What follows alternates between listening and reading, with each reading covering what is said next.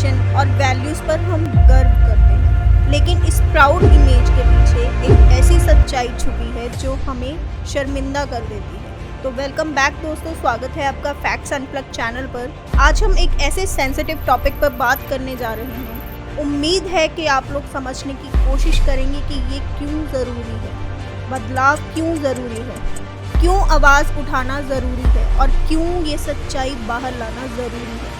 तो चलिए शुरू करते हैं।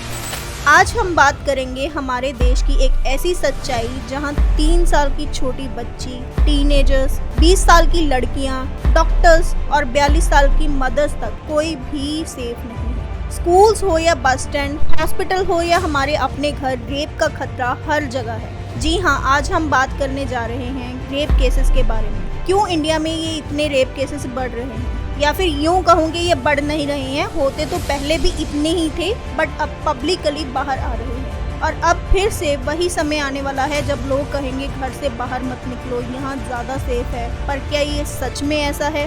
सिर्फ पिछले 15 दिनों में भारत ने कितने ही डरावने केसेस देखे हैं। कोलकाता का केस तो सबको पता है, एक डॉक्टर जो दूसरों की जिंदगी बचाने में लगी है, हॉस्पिटल की 4 दीवारी में इन दरिंदों ने उसका क्या हाल किया है। Dead body of the girl जिसके मुंह में खून था, शरीर में कोई कपड़ा नहीं था, पैर दोनों राइट एंगल में मिला गया, एक पाँव बेड के इस तरफ, एक पाँव बेड के इस तरफ मिला गया। जब तक पेल्विक गर्डल नहीं टूटता है, इस तरह 2 पाँव को नहीं चीरा जा सकता है। चश्मे को कूटा गया जिसकी वजह से आंखों से खून निकल गया, गले में गला दबाकर मारा गया। ये पूरा पोस्टमार्टम रिपोर्ट में वायरल हुआ है, आप लोग कृपया देखिए।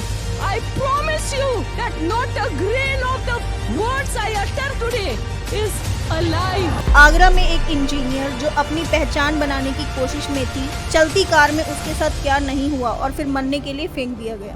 बिहार में जो केस हुआ है, सीरियसली अब लोग कास्ट के अकॉर्डिंग रेप कर रहे हैं। क्या छोटी कास्ट के लोग इंसान नहीं होते? और ये नया केस देहरादून ISBT, जहां हर दिन हजारों लोग सफर करते हैं, हजारों स्टूडेंट्स वहां ट्रेवल करते हैं, वहां एक ऐसी घटना हुई जो सोचने पर मजबूर कर देती है कि क्या हम सेफ हैं या नहीं। ये सिर्फ कुछ केसेस हैं, ऐसे हजारों केसेस के बीच भारत में रोज लगभग 88 रेप केसेस रिपोर्ट होती हैं। सोचिए, हर 16 मिनट में एक औरत की जिंदगी बर्बाद हो रही है। और ये तो सिर्फ वो केसेस हैं जो रिपोर्ट होते हैं, असल में ये नंबर्स कितने होंगे हमें आइडिया भी नहीं। क्या कोई जगह ऐसी है जो सच में सेफ है? हम अपनी बेटियों, बहनों और माओं को कैसे बचाएं? और आखिर ये सब क्यों है? क्या माएँ अपने बेटों को गलत तरीके से पाल रही हैं? क्या सोसाइटी में उन्हें ये सिखाया है कि औरत बस एक चीज़ है, इंसान नहीं? या फिर ये लोग समझते हैं कि औरत उनसे कम?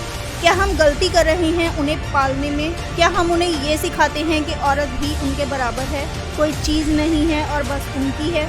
या सिर्फ ये सोसाइटी की गलती है जो अक्सर विक्टिम को ही दोषी बना देती है?